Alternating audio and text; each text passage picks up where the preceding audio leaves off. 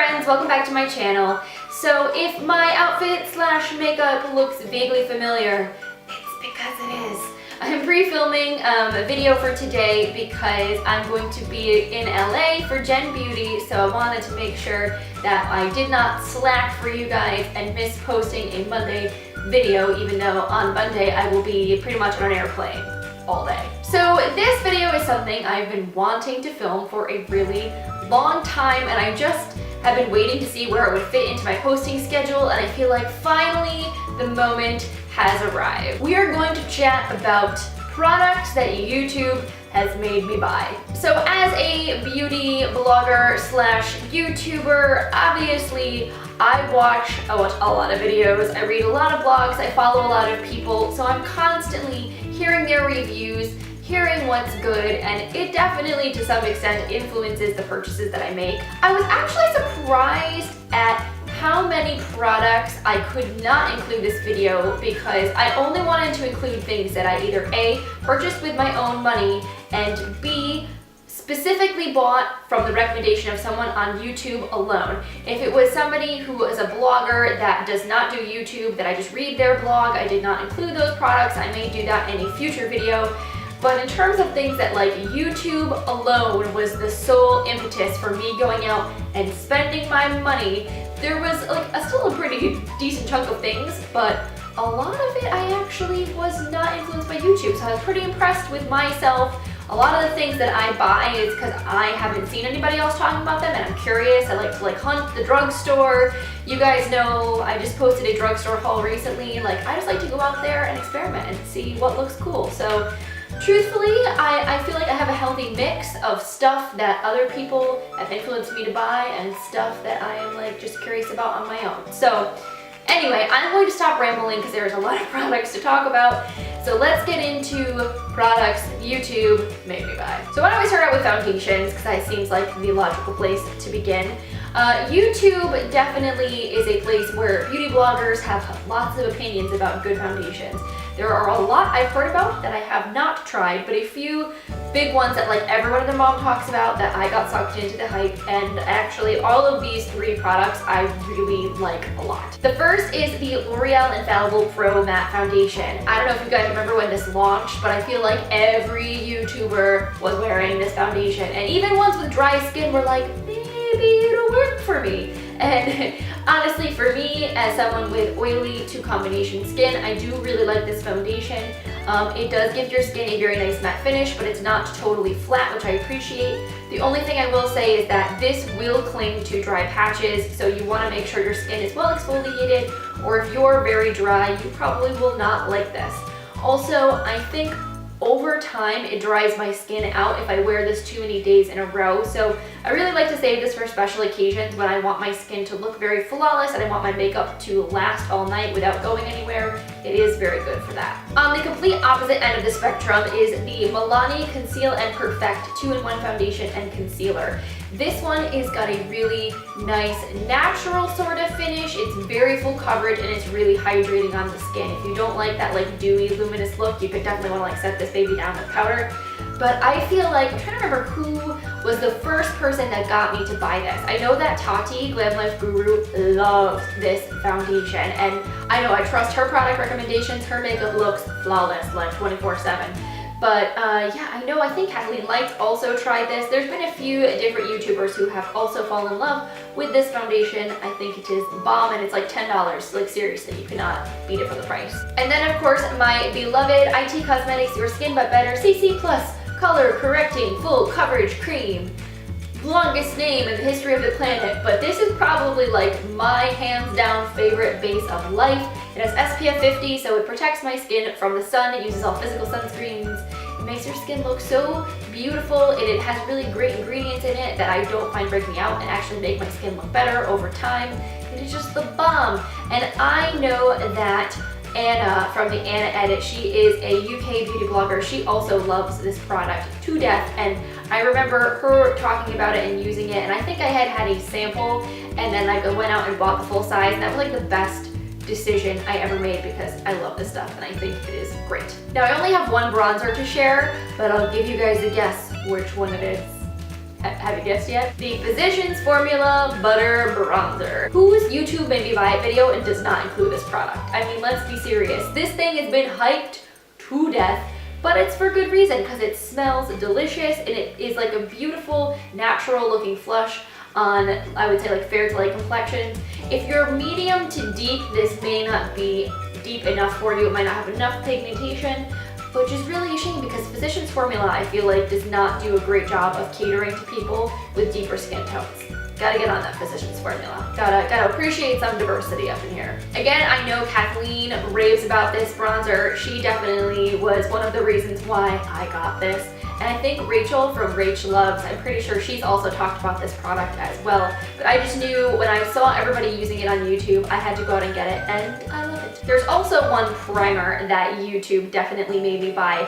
And I actually went out and got like a little sample of it first in like a little Too Faced sampler kit, because I wasn't really sure with my having oily skin how I would like this primer, but holy crow, this is amazeballs. It is the Too Faced Hangover RX Replenishing Face Primer, and even though I have oily skin, I love this stuff. Because right after I wash my face and it is very clean, it's not oily anymore, and if I'm going to put foundation on my skin, having a nice hydrating base makes it glide on so smoothly, and it actually helps me to be less oily throughout the day.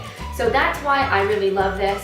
I know Kathleen, again, I could probably have just made a video of like things Kathleen likes inspired me to buy, because I watch all of her videos and I love her to death.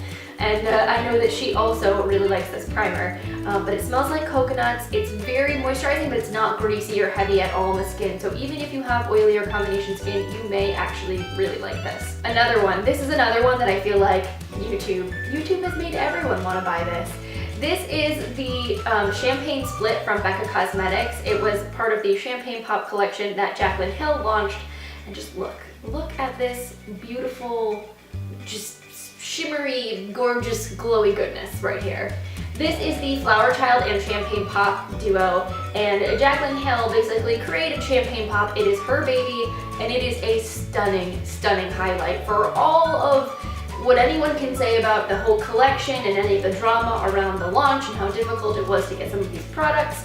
They really are fantastic. They are pricey, but the packaging is beautiful. The quality of the products is also beautiful, and I've worn this a ton. I have not gotten close to hitting pan, because they're very pigmented products. You don't need a ton, especially of the highlight, but I love it.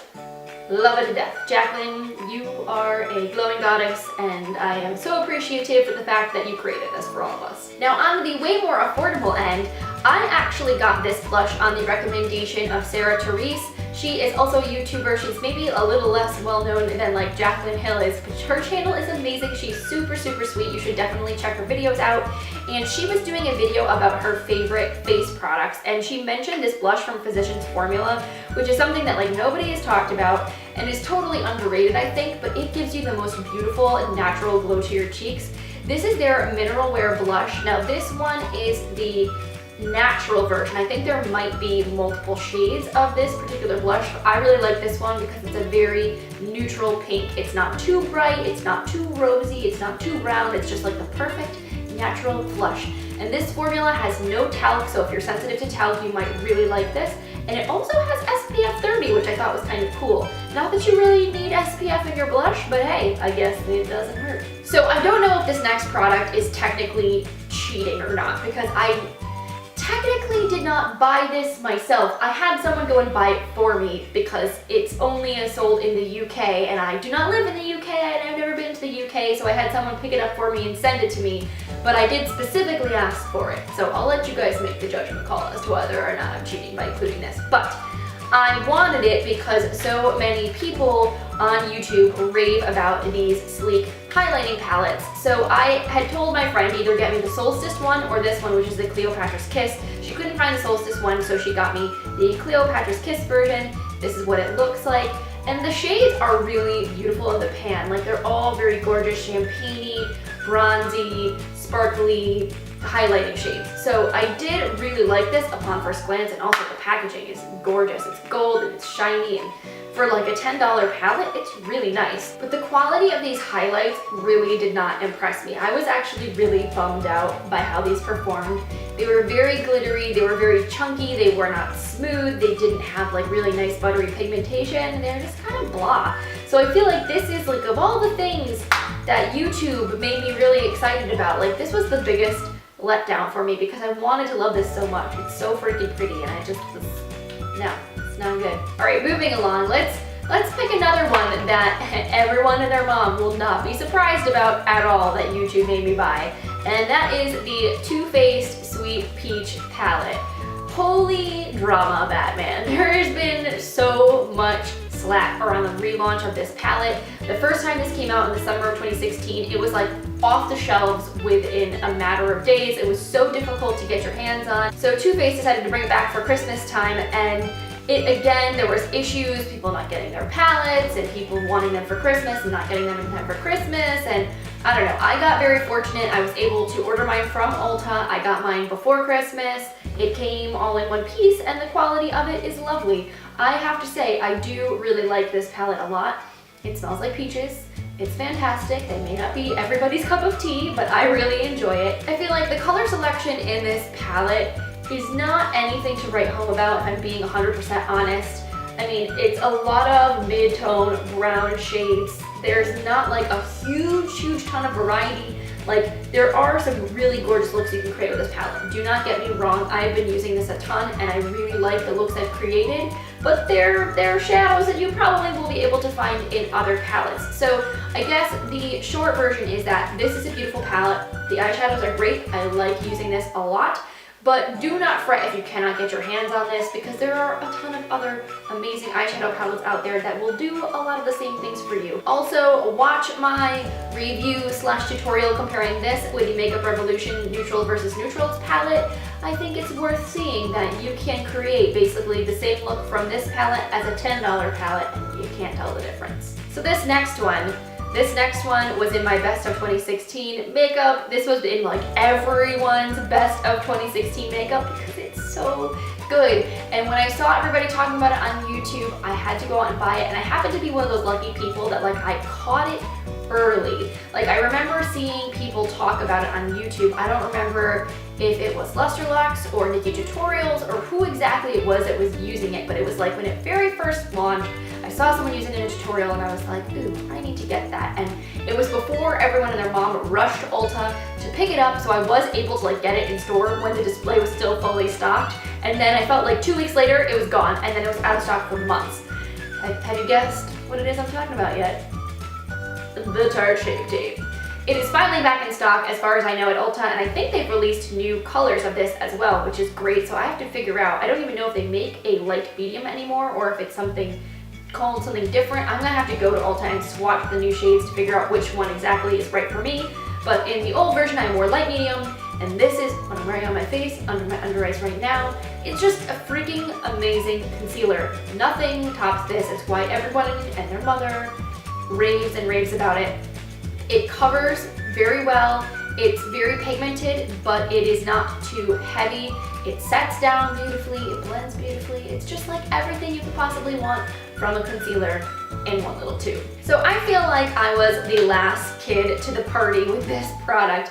YouTube definitely made me buy it because watching so many tutorials like Jaclyn Hill's tutorials and Nikki tutorials, everybody used this for their eyeshadow for wetting their brushes, and I was like, am I missing something in my life? Like I apparently need to get this.